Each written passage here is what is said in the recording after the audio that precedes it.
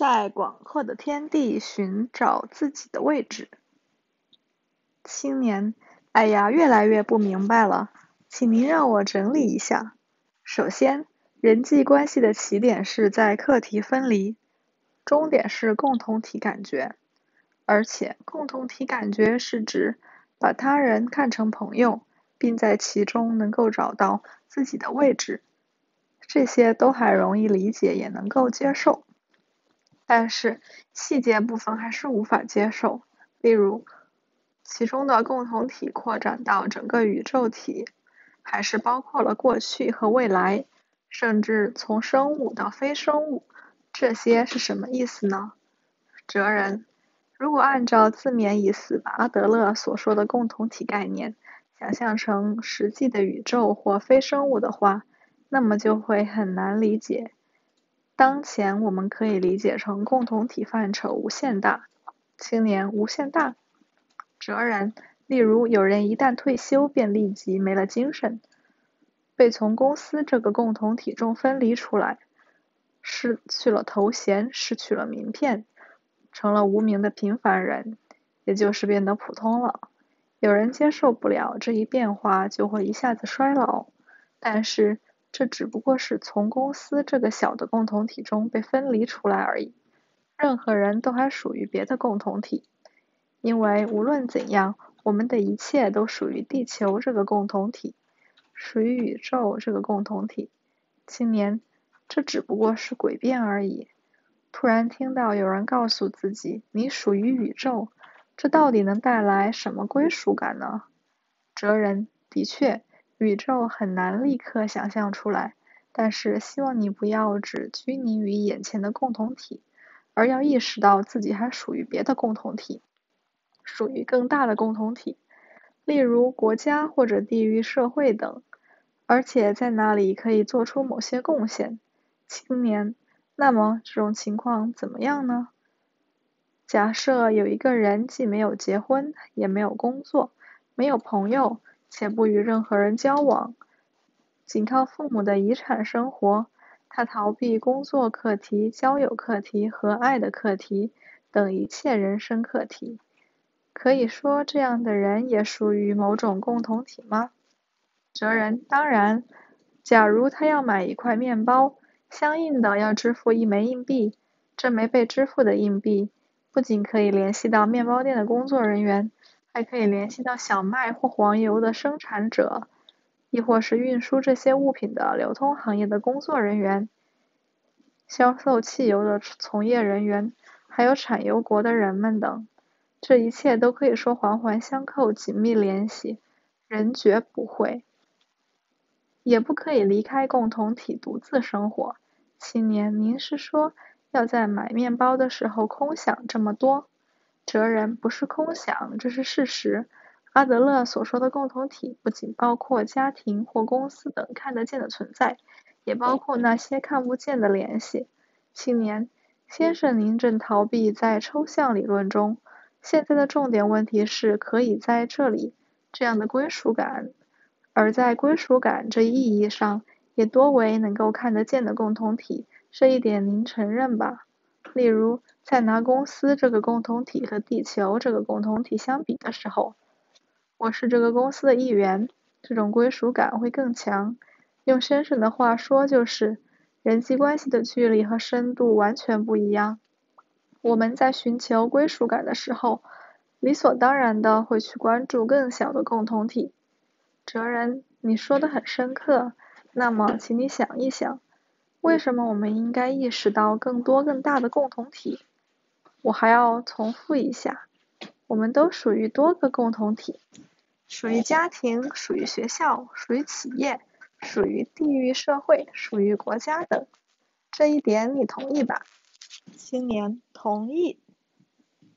哲人，那么假设你是学生，只看到了学校这个共同体，也就是说，学校就是一切，我正因为有了学校才是我，这之外的我根本不可能存在。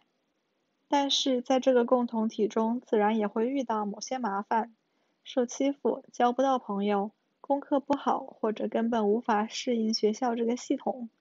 也就是我有可能对于学校这个共同体不能产生可以在这里的归属感。是的，是的，非常有可能。哲人，这种时候，如果认为学校就是一切，那你就会没有任何归属感，然后就会逃避到更小的共同体，例如家庭之中，并且还会躲在里面不愿出来。有时候甚至会陷入家庭暴力等不良状况，想要通过这样来获得某种归属感。但是，在这里希望你能关注的是，还有更多别的共同体，特别是还有更大的共同体。青年什么意思呢？在学校之外，还有更广阔的世界，而且我们都是那个世界的一员。如果学校中没有自己的位置的话，还可以从学校外面找到别的位置，可以转学，甚至可以退学。一张退学申请就可以切断联系的共同体，最终也就只是那种程度的联系。只要了解世界之大，就会明白自己在学校中所受的苦只不过是杯中风暴而已。只要跳出杯子，猛烈的风暴就会变成微风。青年，您是说如果闭门不出，就无法到杯子外面去？哲人，闷在自己房间里，就好比停留在杯子里，躲在一个小小的避难所一样。即使能够临时避雨，但暴风雨却不会停止。青年，哎呀，道理上也许是如此，但是跳到外面去很难，就连退学这种决定也没有那么容易。哲人，是的，这的确不简单。这里有需要记住行动原则。当我们在人际关系中遇到困难，或者看不到出口的时候，首先应该考虑的是倾听更大共同体的声音。这一原则，青年更大共同体的声音。哲人，如果是学校，那就不用学校这个共同体的常识、共通感觉来判断事物，而要遵从更大的共同体的常识。假设在你的学校，教师是绝对的权力主导者，那种权力或者权威只是通用于学校这个小的共同体的一种常识，其他的什么都不是。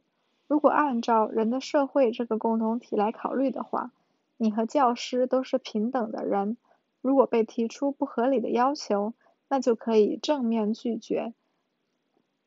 青年，但是与眼前的老师唱反调应该相当困难吧？哲人，不，你也可以拿我和你的关系来进行说明。如果是因为你的反对就能够崩塌的关系，那么这种关系一开始就没有必要缔结，由自己主动舍弃也无所谓。活在害怕关系破裂的恐惧中，那是为他人而活的一种不自由的生活方式。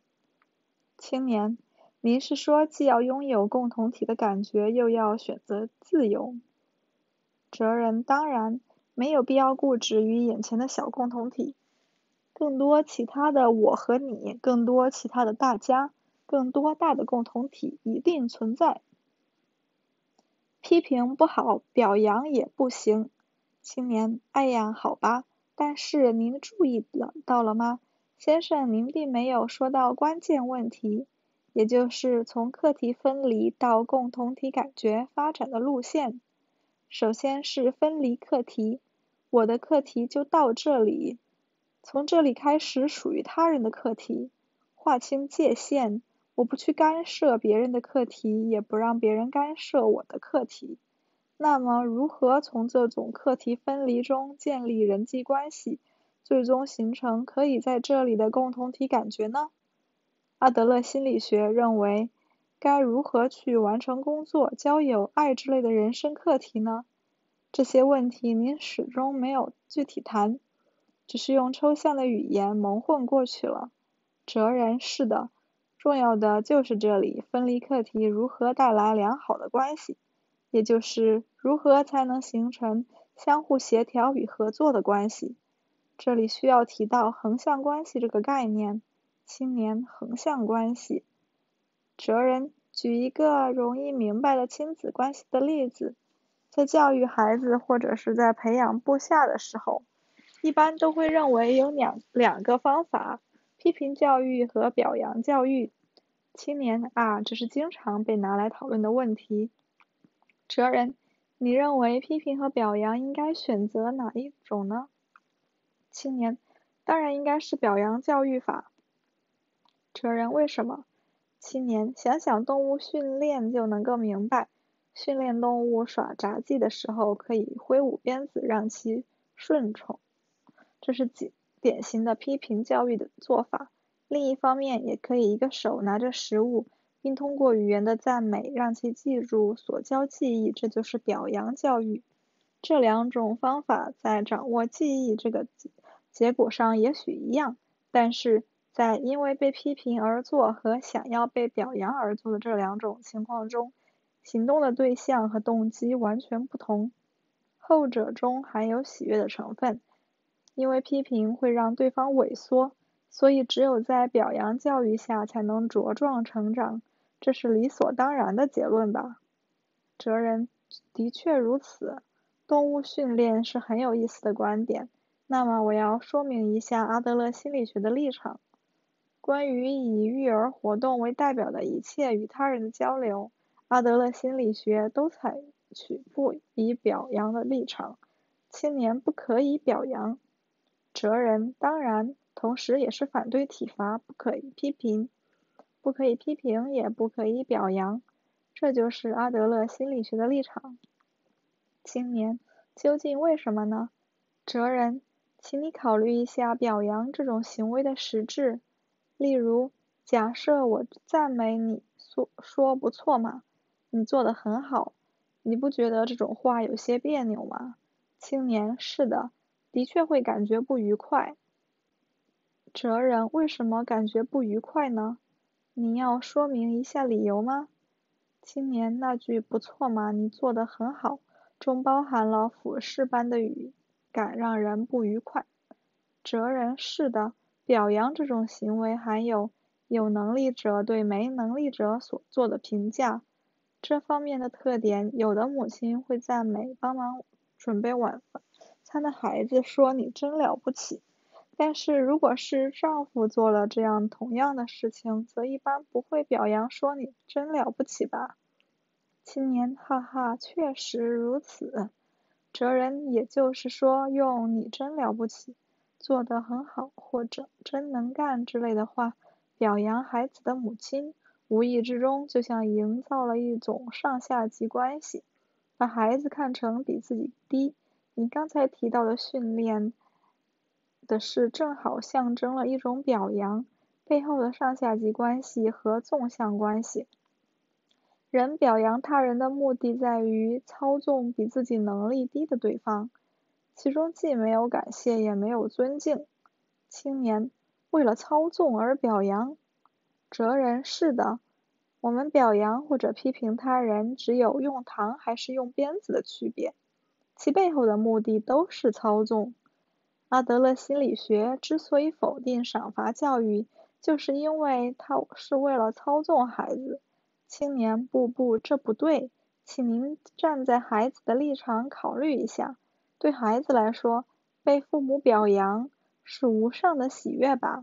正因为希望得到表扬，才努力学习，才好好表现。实际上，我在小时候就非常希望得到父母的表扬，长大之后也一样。如果得到了上司的表扬，就会很高兴。这是一种不关乎理论本能的感情。哲人，希望被别人表扬，或者反过来想要去表扬别人，这是一种把一切人际关系都理解为纵向关系的证明。你也是因为生活在纵向关系中，所以才希望得到表扬。阿德勒心理学反对一切纵向关系，提倡把所有的人际关系都看成横向关系。在某种意义上，这可以说是阿德勒心理学的基本原理。青年，这可以表达为虽不同但平等吗？哲人，是的，是平等及横向关系。例如，有些男人会骂家庭主妇又不挣钱，或者是谁养着你啊之类的话，也听到过很多人说钱随便你花，还有什么不满的呀之类的话，这都是多么无情的话啊。经济地位跟人的价值虽毫无关系，公司职员和家庭主妇只是劳动场所和任务不同，完全是虽不同但平等。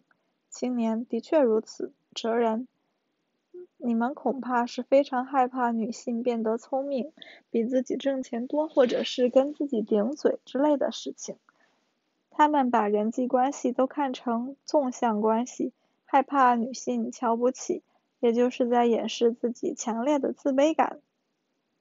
青年：是不是在某种意义上已经陷入了想要尽力夸耀自己能力的优越情节呢？哲人：是这样的。自卑感原本就是从纵向关系中产生的一种意识，只要能够对所有人都建立起虽不同但平等的纵向关系，那就根本不会产生自卑情节。青年：的确，我在想要表扬他人的时候，心里多少也会有些操纵意识，企图通过说一些恭维的话来讨好上司，这也完全是一种操纵吧。反过来说，我自己也因为被某人表扬而被操纵着。呵呵呵，人就是这么回事吧。哲人：在无法摆脱纵向关系这个意义上，的确如此。青年：很有意思，请您继续说。